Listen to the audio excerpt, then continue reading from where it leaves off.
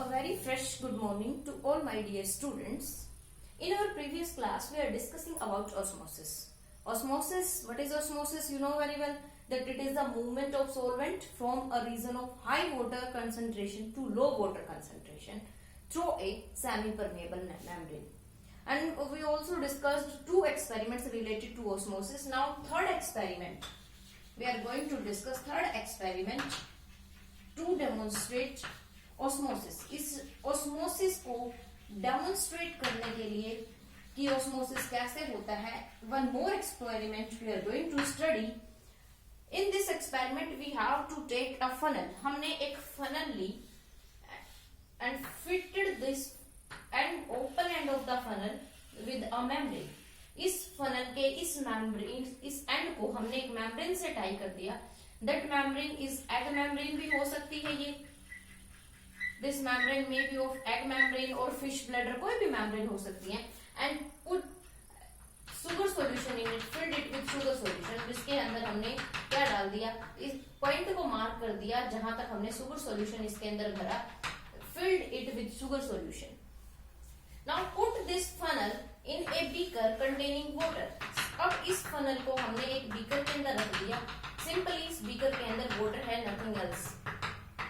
And observe it after some time. अब कुछ time के बाद हम जब इसको ऑब्जर्व करेंगे, what we are going to see, हम क्या देखने जा रहे हैं, that the level of this solution rises to the point B.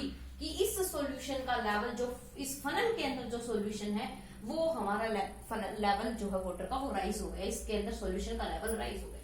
Why this level rises? It is due to osmosis. ये लेवल राइज क्यों हुआ? ये हुआ ऑस्मोसिस की वजह से. ऑस्मोसिस क्यों हुआ? क्योंकि अंदर हमें पता है हाइपरटोनिक सॉल्यूशन है, बाहर वाटर है, प्योर वाटर है. बाहर वाटर की कंसंट्रेशन ज्यादा है, अंदर जो है इसके अंदर वाटर कम है. तो वाटर जो है बाहर से इसके अंदर मूव करेगा, इसके अंदर एंडोस्मोसिस होगा and level of this solution rises, और इस सॉल्यूशन का लेवल राइज होगा. This osmosis is conducted here. We demonstrate the osmosis. यहाँ हमने ऑस्मोसिस को डेमोन्स्ट्रेट कर दिया. अब इस ऑस्मोसिस का अगर हम बात करें, ये हमने ऑस्मोसिस के बारे में पढ़ा. अब हम बात करें कहाँ ऑस्मोसिस का यूज होता है, कहाँ कहाँ इसके यूजेस हैं ऑस्मोसिस के, तो वो हम देखते हैं. यूजेस ऑफ ऑस्मोसिस की, ऑस्मोसिस के बारे में हमने पढ़ तो लिया. इज देयर एनी यूटिलाइजेशन और is there any use of this osmosis in our life? क्या हमारे आसपास कुछ ऐसी जगह है, कुछ ऐसी चीजें हैं जिनमें ऑस्मोसिस का यूज होता है? फर्स्ट, सम यूनिसेलुलर ऑर्गेनिज्म. कुछ unicellular organisms gain water by osmosis. कुछ यूनिसेलुलर ऑर्गेनिजम्स हैं जो ऑस्मोसिस के थ्रू वाटर गेन करते हैं. दूसरा, प्लांट्स के जो पार्ट्स हैं also gain water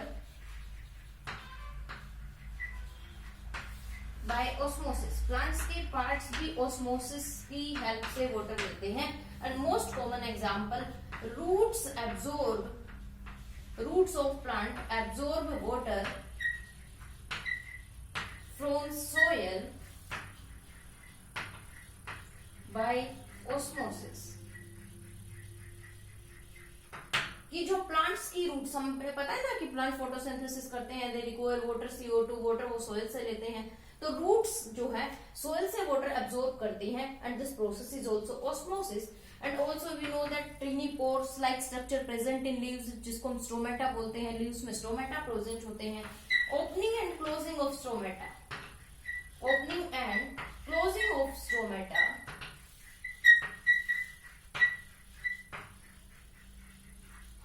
is also depend on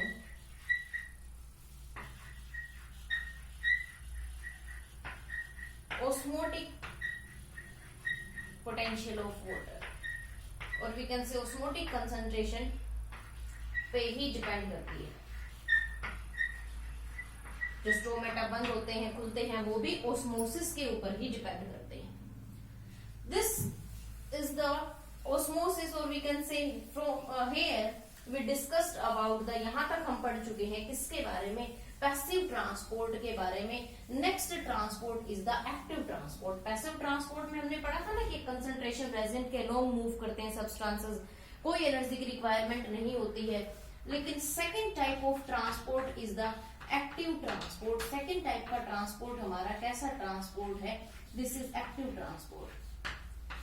here substances moves uphill।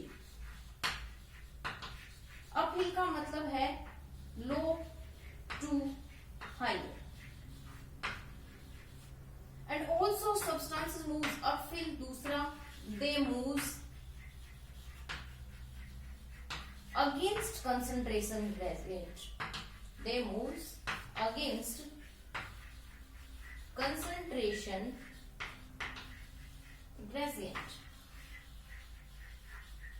हमने पढ़ा कि पैसिव ट्रांसपोर्ट कंसंट्रेशन ग्रेडियंट के लोग होता है, एक ढाल होती है उसके लोग मूव करता है, लेकिन यहाँ सब्सटेंसेस इस कंसंट्रेशन ग्रेडियंट के अगेंस्ट मूव करेंगे।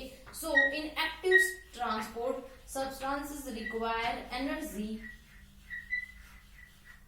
in the form of ATP।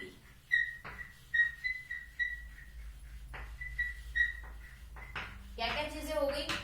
एक तो अपहिल मूवमेंट है, अगेंस्ट कंसंट्रेशन ग्रेडियंट है। तीसरा पॉइंट ये है कि here energy is required, and energy in the form of ATP। and what is the full form of this ATP?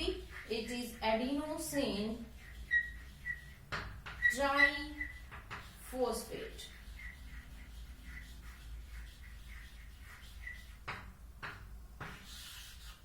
तो active transport में एनर्जी की जरूरत पड़ती है। सब्सटेंसेस जो मूव करते हैं like glucose, some amino acids. Glucose कुछ अमीनो एसिड्स हैं जो एक्टिव ट्रांसपोर्ट से मूव करते हैं, जिनको एनर्जी की जरूरत पड़ती है मूवमेंट के लिए। This is our second transport, that is active transport. Now we know that there is third type also, which is the bulk transport, that substances moves in bulk। liquid droplets and solid food particles both moves, दोनों ही move करते हैं इस process में। bulk transport is the movement of substances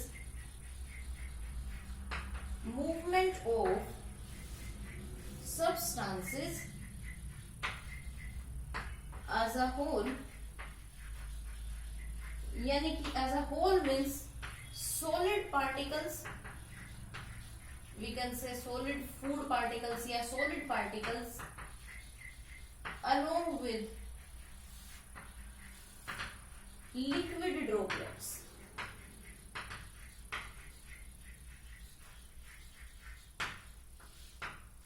movement of substances as a whole, or we can say movement of substances, movement of solid food particles along with liquid droplets, that is the bulk transport। bulk में substances move करते हैं, ये दोनों चीजें move करेंगी, solid food particles भी and liquid droplets भी। this bulk transport is of two type, one is endocytosis। जैसे ऑस्मोसिस में हमने एंडोस्मोसिस एक्सोस्मोसिस पढ़ा कि अगर अंदर एंटर करे तो एंडोसाइटोसिस, और अगर बाहर जाती हैं सब्सटेंसेस, बाहर चले जाते हैं, दैट इज एक्सोसाइटोसिस। अगर बाहर मूव करते हैं तो exocytosis. Now we are going to discuss what is endocytosis and what is exocytosis. Firstly we are going to discuss about endocytosis. सबसे पहले हम बात करेंगे एंडोसाइटोसिस की। What is endocytosis?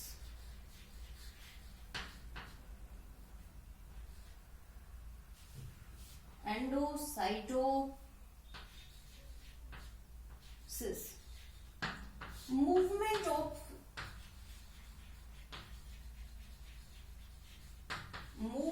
of substances inside। Substances की अगर अंदर मूवमेंट होती है, किसी ऑर्गेनिज्म की बॉडी के अंदर या मेम्ब्रेन के अंदर मूवमेंट होती है, movement of substances inside, it's endocytosis, and it is of two types। one is phagocytosis and another one is the pinocytosis।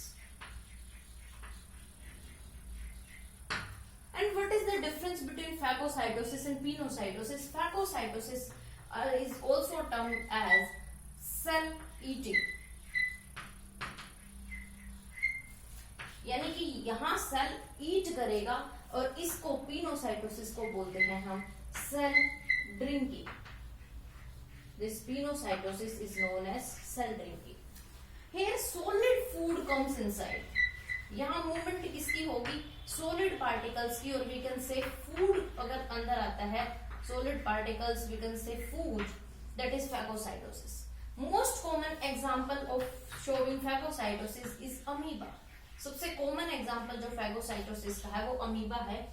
कैसे होता है phagocytosis? This is amoeba, this is of irregular shape. When amoeba comes in, then when any food particles, solid food particles comes in contact with the amoeba, then amoeba forms pseudopodia. Amoeba क्या करती है? अपनी plasma membrane को extend करके pseudopodia बनाती है.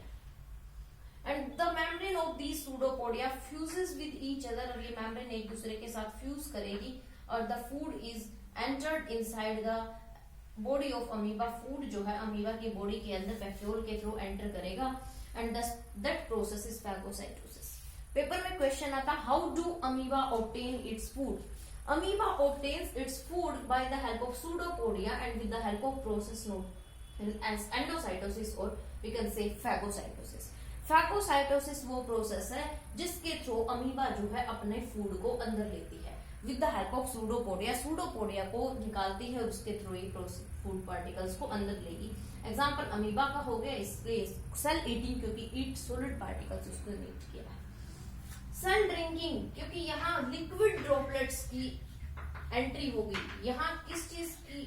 Liquid droplets. जब भी लिक्विड ड्रॉपलेट्स आते हैं प्लाज्मा मेम्ब्रेन के साथ, plasma membrane forms an invagination. एक इन्वेजिनेशन बनाएगी मेम्ब्रेन और उन लिक्विड पार्टिकल्स को अंदर ले लेगी इस इन्वेजिनेशन के थ्रू. जैसे ही मेम्ब्रेन के कांटेक्ट में आएंगे, इसको बोलते हैं पिनोसोम. और यहाँ जब वो फूड पार्टिकल्स बना था, ये इस तरह से जब ये बनाया गया था मेम्ब्रेन ने फूड पार्टिकल को लेने के लिए सूडोपोडिया की हेल्प से, that is known as phagosome. और इसको हम बोलते हैं पिनोसोम. प्लाज्मा मेम्ब्रेन इन्वेजिनेट करेगी, बाहर निकलेगी, इन्वेजिनेट होगी और उन सॉलिड लिक्विड पार्टिकल्स को अंदर ले लेगी. And the process of taking liquid droplets inside is pinocytosis. अब लिक्विड लिया है इसीलिए इसको हम सेल ड्रिंकिंग भी बोलते हैं. ये तो था endocytosis. Next is the exocytosis. Next process is the exocytosis.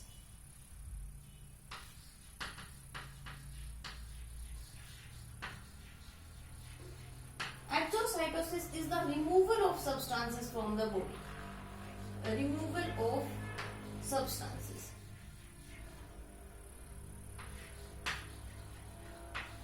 अब जब सब्सटेंसेस को बॉडी से रिमूव किया जाता है उसको एक्सोसाइटोसिस बोलते हैं. अगर हम अमीबा की बात करें, the undigested food particles comes inside a vacuole and this vacuole diffuses towards the plasma membrane and then it get fused with the plasma membrane. ये वैक्यूल जो अनडाइजेस्टेड फूड कंटेन कर रहा है, ये वैक्यूल प्लाज्मा मेम्ब्रेन के साथ diffuse करेगा, की तरफ डिफ्यूज करेगा, फाइनली मेम्ब्रेन के साथ जुड़ जाएगा और यहाँ से मेम्ब्रेन जो है डिसॉल्व हो जाएगी एंड इट रिमूव इट्स और its food, it's undigested food into the surrounding. और ये अपने अंदर जो अनडाइजेस्टेड फूड है, जो अनडाइजेस्टेड पार्टिकल्स हैं, उनको बाहर फेंक देगा. और इस एक्सोसाइटोसिस को हम बोलते हैं सेल वोमिटिंग. इसको नाम क्या दिया गया? जैसे सेल ड्रिंकिंग, सेल ईटिंग था, ये सेल वोमिटिंग है. वोमिट करना है वो अपने अंदर के सब्सटेंसेस को. एक्सोसाइटोसिस में अनडाइजेस्टेड फूड को रिमूव किया जाता है. Undigested food removed through this exocytosis. Hormones और एंजाइम्स रिलीज्ड जो होते हैं, हॉर्मोन्स एंजाइम्स जो सेल के अंदर सेक्रीट होते हैं, these are also excreted by the exocytosis. ये भी एक्सोसाइटोसिस के प्रोसेस के थ्रू बाहर सेक्रीट होते थे. अंदर सेल के सेक्रीट होंगे, इनको बाहर कैसे निकाला जाए? These are excreted by exocytosis. Exocytosis के प्रोसेस से हॉर्मोन्स और एंजाइम्स को भी बाहर निकाला जाता है. सेल के अंदर जो अनवांटेड मटेरियल्स है, जो टॉक्सिक सब्सटेंसेस हैं, वो भी एक्सोसाइटोसिस के प्रोसेस के थ्रू बाहर निकलते हैं. अनडाइजेस्टेड फूड का रिमूवल हुआ, हॉर्मोन्स और एंजाइम जो सेल ने सेक्रीट किए वो उसको ट्रांसपोर्ट करने वो एक्सोसाइटोसिस से बाहर जाएंगे, सेल के अंदर जो टॉक्सिक सब्सटेंसेस है उनको वो बाहर निकालेगा, वो भी किस प्रोसेस के थ्रू, एक्सोसाइटोसिस के प्रोसेस के थ्रू। ये तो हो चुका है यहाँ तक हमारा प्लाज्मा मेम्ब्रेन और उसके अलोंग ट्रांसपोर्ट के बारे में। Next topic is the cell wall. Cell wall, it is only present in bacteria, some fungi and plants। ये किस किस में प्रेजेंट होती है? बैक्टीरिया के अंदर, कुछ फंगस के अंदर, प्लांट्स के अंदर। It is absent in animals. Cell wall जो है एनिमल्स के अंदर एब्सेंट होती है। It is absent in animals. Animals में सेल वॉल जो है एब्सेंट होती है। It is present in outside the cell membrane. It is present outside the cell membrane.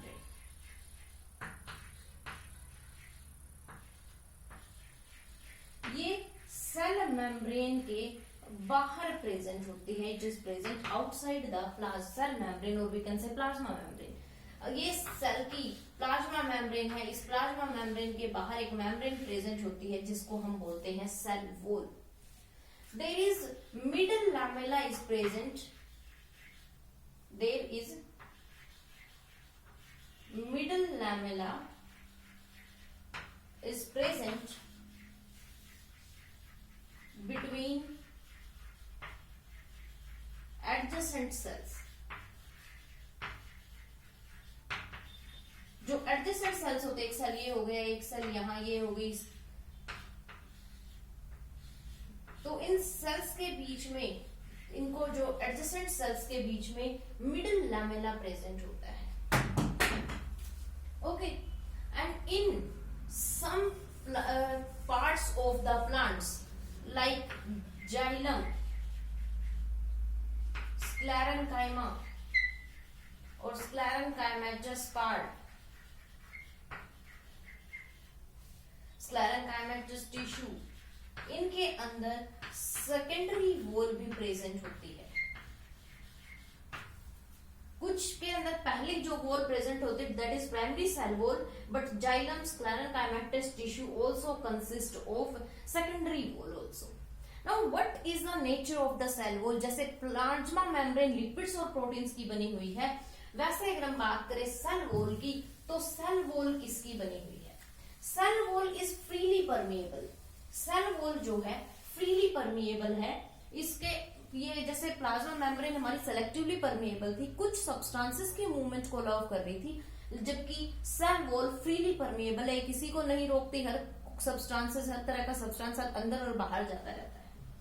जो प्राइमरी सेल वॉल की अगर हम बात करें, primary cell wall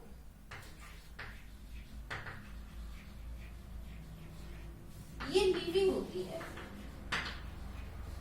and it is made up of cellulose. जो हमने सेकेंडरी सेल वॉल की बात की, that is dead layer, dead cells है जो इस प्राइमरी वॉल के अंदर डिपॉजिट होती है। ये अगर प्राइमरी सेल वॉल है तो प्राइमरी सेल वॉल के अंदर एक वॉल डिपॉजिट हो जाती है और वो वॉल जो है डेड वॉल होती है, that is secondary cell wall and it is made up of lignin and suberin. ये किसकी बनी होती है? Lignin and suberin. And third हमने बात की कि एडजेसेंट सेल्स के बीच में मिडल लैमेला प्रेजेंट होता है। This middle lamella is made up of calcium and magnesium pectate. ये मिडल लैमेला किसका बना होता है? कैल्शियम और मैग्नीशियम पैक्टेट का। ये प्राइमरी सेल वॉल लिविंग है। सेलुलोज, सेलुलोज क्या है? ग्लूकोज की बहुत सारी यूनिट, ये पॉलीसैकेराइड्स हैं जो बहुत सारी ग्लूकोज की यूनिट से मिलकर बना है। डेड सेकेंडरी वॉल डेड है, that is made up of lignin, suberin, middle lamella calcium और मैग्नीशियम पैक्टेट का बना हुआ होता है। अब सेल वॉल जहां एब्सेंट होती है, यू नो ना सर, जब प्लांट के हमने डायग्राम पढ़ा प्लांट सेल का, तो हमने पढ़ा कि इस तरह से हमने देखा कि प्लांट्स के बीच में कुछ पोर्स प्रेजेंट होते हैं जहां सेल वॉल एब्सेंट होती है। जहां सेल वॉल एब्सेंट होगी उस जगह को बोलते हैं प्लाज्मोडेस्माटा। इस प्लाज्मोडेस्माटा के थ्रू सेल मेट के अंदर का मटेरियल, एडजेसेंट सेल्स के बीच में जो मटेरियल एक्सचेंज होता है, जो सेल का कंटेंट एक्सचेंज होगा, that is through this plasmodesmata. अब इस सेल वॉल के फंक्शंस क्या क्या है, अब हम बात करेंगे functions of the cell wall. Functions of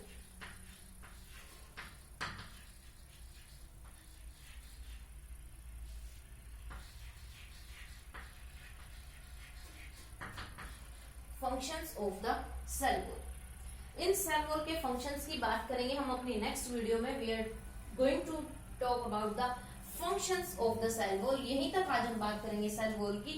अगली वीडियो में हम बात करेंगे सेल वॉल के फंक्शंस क्या क्या है and experiment related to the cell wall. Okay बेटा, thank you, have a nice day.